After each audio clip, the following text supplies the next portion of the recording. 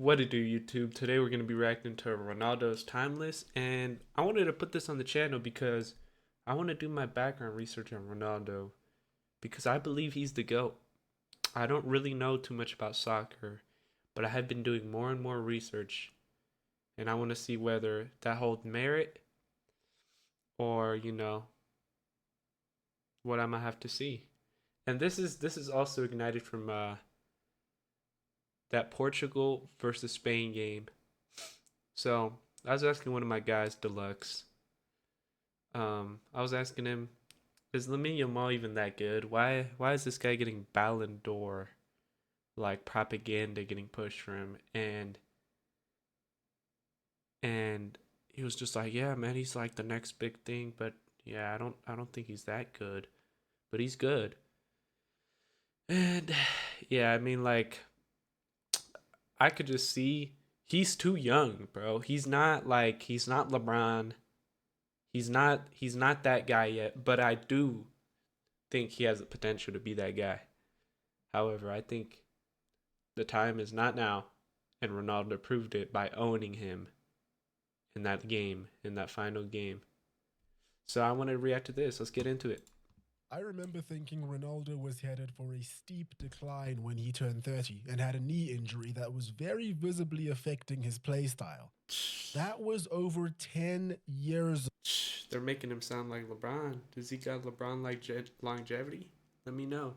Fast forward to 2025, and he's the top scorer and winner of a competition for Portugal, even though everyone claimed that he was the one holding this new golden Portuguese generation back from greatness. He will be What? 41 years old and will 41. almost certainly be at Literally the the same age as 2026 LeBron. World Cup. It's a tough day to be a Ronaldo hater.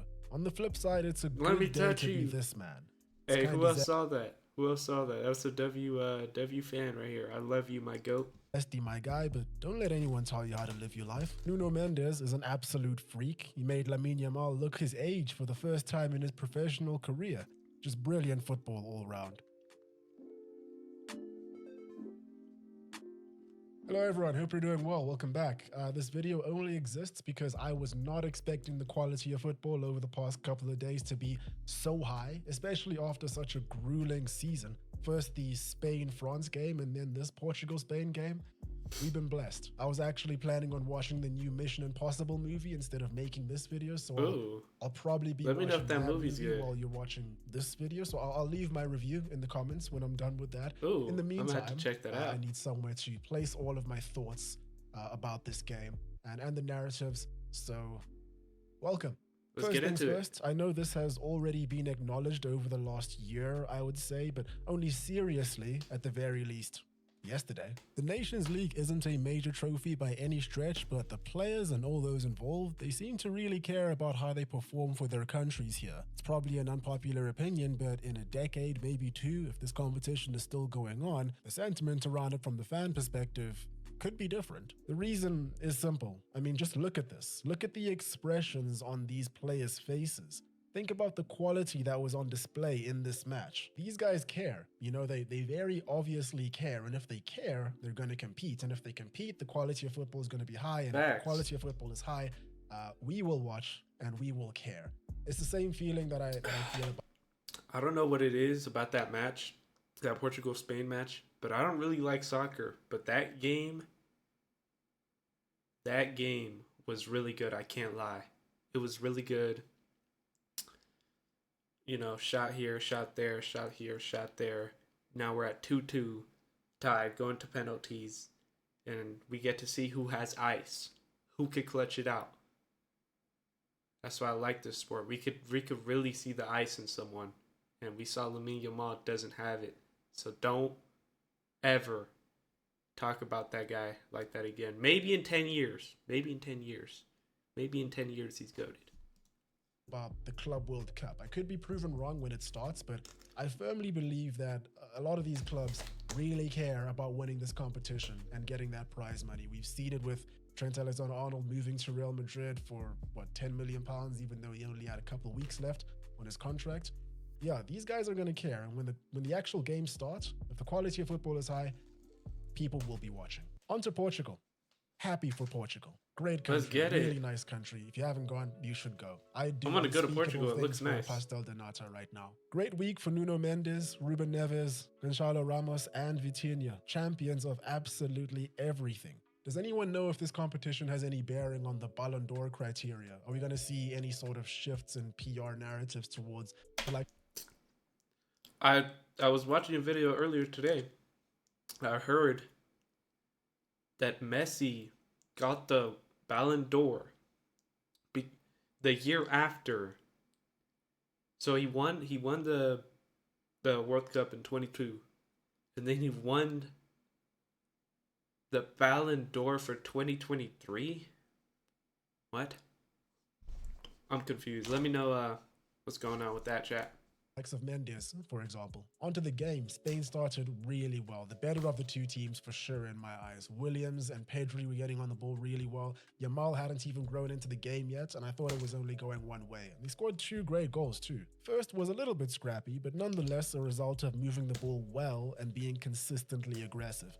Second was much of the same, with a much cleaner and satisfying finish. I love how fast Spain transitioned here. Oyarzabal really is that guy for Spain, scores whenever they need it in these high-pressure moments, which is why I guess it makes sense, you know, for him to be subbed off for Morata right before penalties.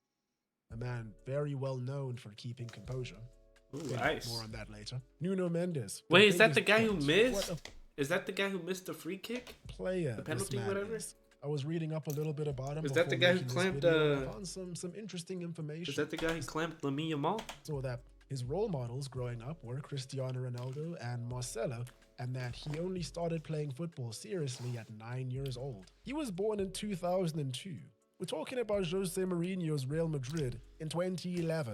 And now he's winning the man of the match with his idol standing right there. That's good. goated. The reason that Salah, Saka, and Yamal have been so ineffective against any of Mendes' teams that they've played against. He's the reason that Salah fell out of contention realistically for the Ballon d'Or. There are a lot of superlatives we can use to describe this guy. Most of them, if not all of them, accurate. There's the explosiveness that he plays with, the confidence that he played with.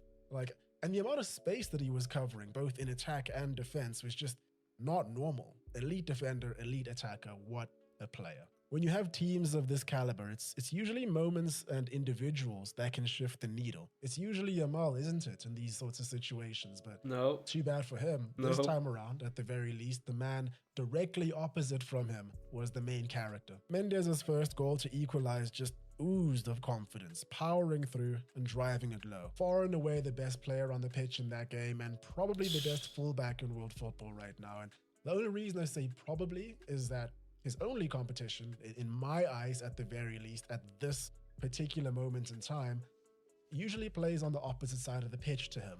Who do you guys have as the best fullback right now? I don't know. I don't know any guys. On to Ronaldo. The man goes off injured in an international cup final against a traditional Portuguese rival, and his team goes on to win with extra time needed.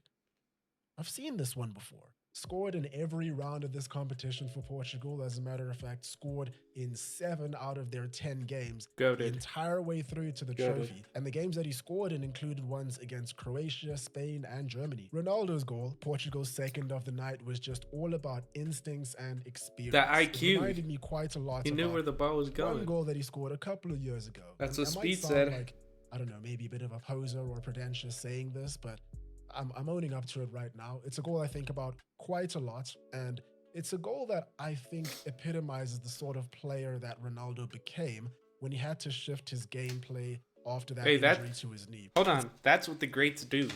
Greats will always find a way to win and adapt.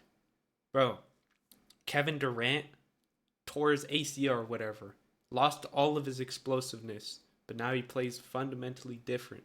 He plays different, bro. He doesn't, beat you with the quick little hezzy and then drives and explodes all over the rim. No, he doesn't do that now. Gets to his spots, hits a quick little jab, gets the guy to, take a little bite at it, pull up, unguardable.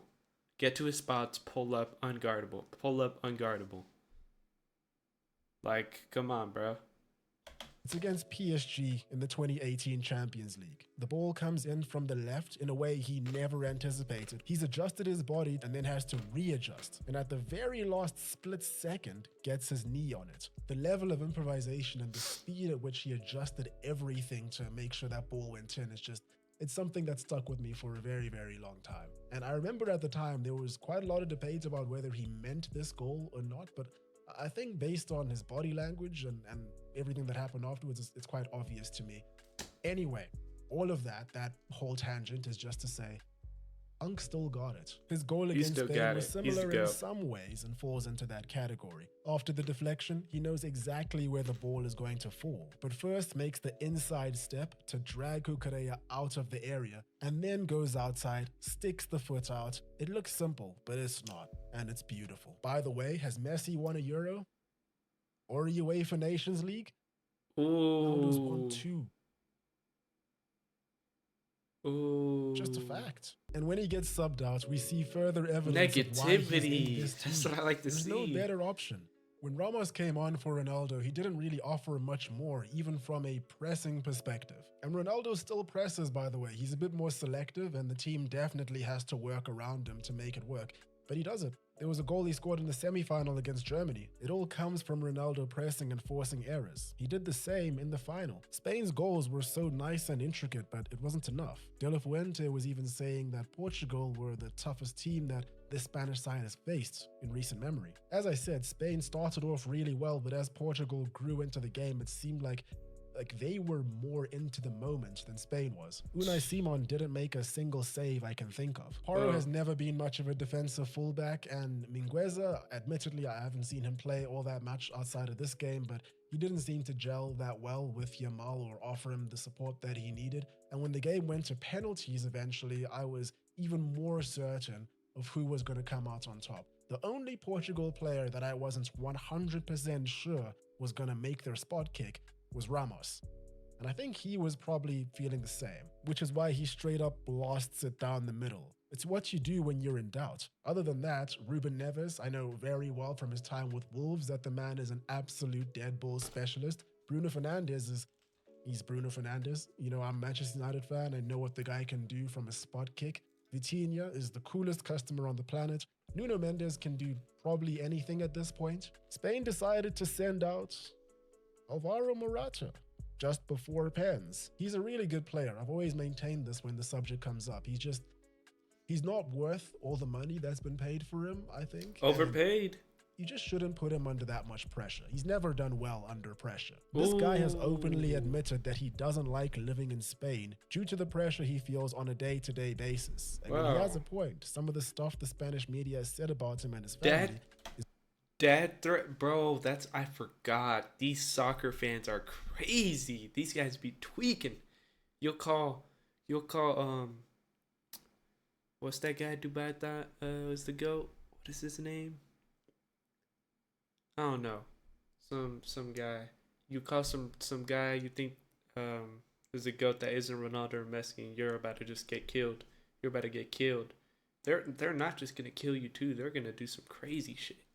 Is crazy. I know that the Portuguese aren't entirely convinced of Roberto Martinez's ability to lead this team forward and really succeed at the highest level with them, but I wonder what the consensus is right now after that game. I thought he thoroughly outcoached De La Fuente. His substitutions were fantastic. His changes of shape as the game went on were really good. Rafael Leao was brought in at the perfect time, and he did really well on that left-hand side with Nuno Mendes. Renato Vega was also quite good. He saved a goal that wasn't actually going to be a goal because an offside was called, but he wasn't to know that when he was defending. I do think they could have built from the back a little bit more efficiently and avoided some of the pressing traps that Spain set for them, but they got the job done in the end. Any Portuguese or Portuguese supporters watching this, let us all know how he can improve or who should replace him. Like I said, Ronaldo will more than likely be at the World Cup next year, and let's go, Ronaldo. He has a really good chance of going all the way. You know, this Portuguese side is immaculate. At the same time, though, Portugal have a bit of a problem with dealing with expectations. What comes to my mind immediately right now is the 2004 Euro. Since the turn of the century, probably the best Portuguese side that we've seen, apart from this current one, of course, on paper is what I'm saying. And they choked in the final against a team they really should have beaten. It'll be really interesting to see how they fare going forward. Let's go, Portugal. And there we have it. Just a quick one to talk about the match. Thank you to everyone that's shown a bit of support to the Apple podcast and the Spotify. I think that it's something that I want to work on quite a lot. All right. We learned some stuff from this video. Basically, Ronaldo's the GOAT. Lamine yamal got shut down. And Ronaldo's been doing this for a while because he adjusted. And yeah, this is a W video. Shout out to Football Iconic. W video, bro.